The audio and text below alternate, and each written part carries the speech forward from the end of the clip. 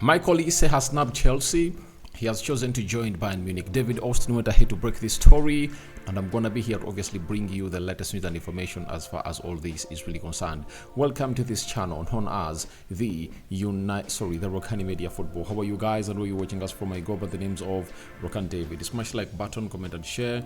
If you're only watching us for the very first time, endeavor to subscribe to this channel so as not to miss out on stories that we do upload in here on a daily, and continue to obviously do the due diligence of not missing out on any story that we come in through and really upload onto this beautiful channel. We're also gonna break down a little bit of a story coming in through from the Euros, as France has gone ahead to draw with Netherlands 0-0 in the group stages in here. And we thank God for the gift of life, the Muslims, Barakallahu Fikum, and let's obviously hate on the trods. Now, David Austin was the first person to obviously break the story and said, exclusive, Chelsea withdraw from race to sign Crystal Palace winger Michael Olise. Chelsea held talks with Crystal Palace plus the 20-year-old, but felt finances involved beyond reach. Instead plan to reward existing players as new recruits, expected to add 2 attackers. That's what Chelsea really are about. So that is David Austin coming in through breaking the story, and even Fabrizio Romano came up. David Austin later added that exclusive, Michael Olise has chosen to join Bayern Munich. Bayern among 3 clubs, Chelsea, Newcastle, to contact Crystal Palace last week, and now expected to agree a deal with Crystal Palace for 22-year-old winger, whose contract includes a release clause of £60 million in the mix. So we all know that last week there was contact that was made by the 3 clubs that went ahead to show to it that they wanted to sign Olise, and we all know that to get in Olise, to really close that or really trigger that release clause, a team had to be playing the Champions League, and the sides of Chelsea and Newcastle were not in the Champions League, and obviously that went ahead to obviously give a very huge edge to the man called a very good age to the man called to the team called Bayern Munich and Vincent Company, and they found themselves really going ahead. And obviously Olise also wants to be playing the Champions League, and Bayern Munich have gone ahead to obviously sell him a very sellable project, and he was like, it's Vincent Company, new manager, he has gone ahead to have all the trust in me, and obviously I have to say to it that I obviously go that side, because if you are Olise and you've gone ahead to thrive in the Premier League for a very long time, I think it's now 4 years since he made his debut at Crystal Palace, and you believe that you need to play for a team that is really growing, I think that's not a bad choice for him, because his preferred side was Manchester United, but Manchester United have moved on from going into Olise to obviously looking in to first fill in players, so to first fill in positions that are really lacking in the team, like the central defense, CDM, and the center forward. Yet United were really pushing hard to obviously get in this guy, and he's a born supporter for the club of Manchester United.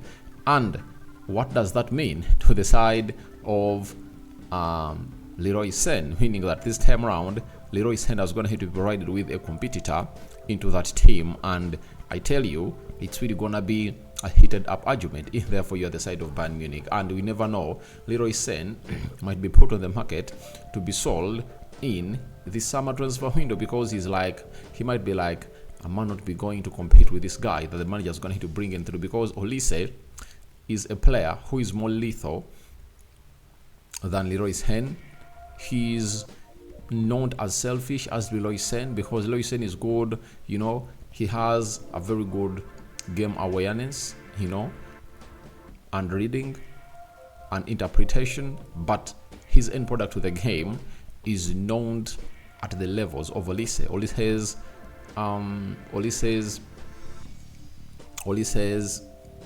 end product is really great. That's why you say to it that he can really get you assists and goals. That is Olise for you.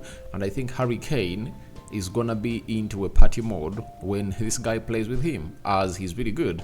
And the other reason has been Olise wanted to obviously settle his future before he obviously goes ahead to play for the Olympics, to play in the Olympics for the French under 23 team that is participating that side. And he wouldn't obviously wait for the club of Manchester United, and was like, with them wanting other players, I should obviously hate this deal and obviously leave Crystal Palace, because Crystal Palace had gone ahead to offer a new deal to this guy. You understand? Now, Fabrizio Romano also was second fiddle after David Austin said Bayern have reached an agreement on Michael Olise's salary and contract. Deal in place on player side. Olise rejects Palace new deal proposal. Chelsea and Newcastle wanted him, but is joining Bayern. Deal to be completed soon with Palace, as David Austin reported. So Bayern have reached an agreement on Michael Olise's salary and contract, meaning that those are personal terms all agreed. Now it's all about the agent fees and the image rights and how they're really gonna deal with that. Then Fabrizio added and said Bayern made contact with Crystal Palace tonight to proceed with next steps of Michael Olise's deal. Palace have also been informed of Olise's decision to join Bayern Munich with personal terms agreed. So everything is done and dusted, and don't anticipate that maybe a hijack might come in through. The only team that would have gone to hijack this deal would have gone ahead to be Manchester United, because Olise loves to play for Man United, but Man United is really focusing for other places, other positions in the summer transfer window. And Fabrizio Romano said Bayern in the final stages of the deal for Michael Olise.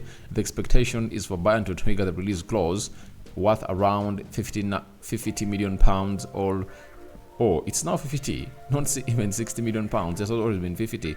Olise picked Bayern over all other options, also because he really wants to play in the Champions League. That's what Fabrizio has gone ahead obviously let us know about the decision by the man called Olise into the mix. So that's what we've gone ahead to get from the side of Fabrizio Romano and David Austin concerning Michael Olise. He's gonna be playing into the Bundesliga, and that shows you that Arsenal never had concrete interest in this guy. You understand? Because if they really had, I see no reason as to why Olise would have gone here to go that side. And I really don't know why the activity of Arsenal in this summer transfer window is really silent. I don't know what the reason is. You know, there is a reason that was given, that these two hadn't gone ahead to obviously have ample time to discuss their targets. Something I don't really believe, because teams really do that business early enough to obviously know who is really going to come in through and who is really going to be played into their position. So I never really went ahead to agree to what they told me, and I think there is something that Arsenal is still really looking at. It might be financial or something else, but we wait and see how that pans out. But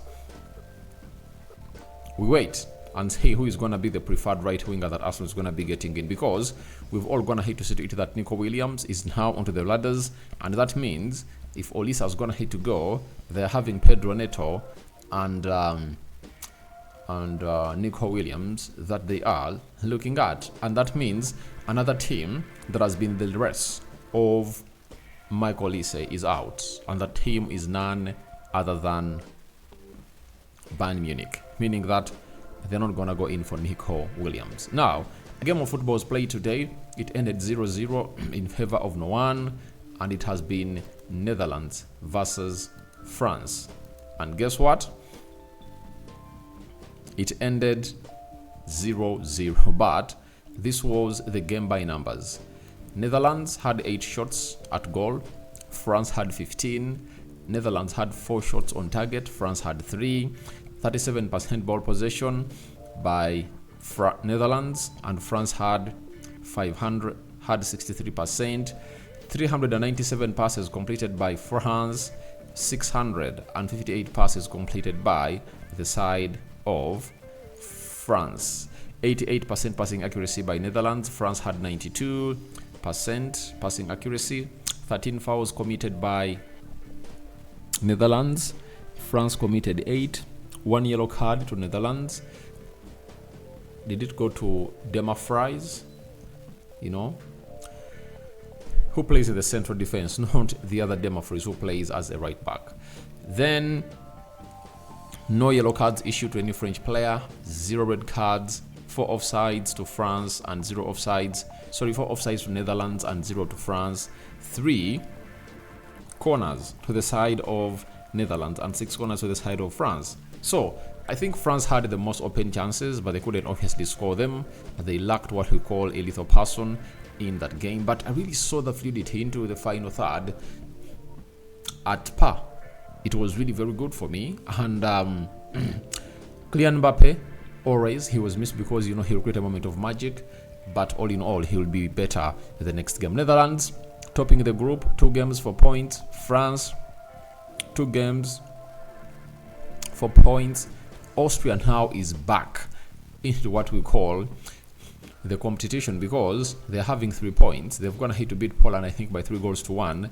And remember that this team, known as Austria, is going to be playing Netherlands. All they need is to get a point, because if Netherlands gets a point, they go through. France versus Poland, I think Poland has nothing to fight for. That is it. Even when they beat France, they won't be really part of those teams that will obviously be chosen as best losers in the 3rd position, because they'll be having 3 points with a negative of 3 goals. Yet there are teams that are going to be in that competition with more and more and more and more and more and more and more points. So guys, that's what I had for you. Go into the comment section telling me about Olise snubbing Chelsea and chooses Bayern Munich. Personal terms agreed. It might be a here we go by tomorrow, and all will be doing great. May the living to God bless you abundantly. Rokani David remains my name. I sign out for now. See you later. The Muslims, Barakallahu Fikum. By the way, the live stream is still on. I'm coming to stream live in the next 1 hour. Bye-bye.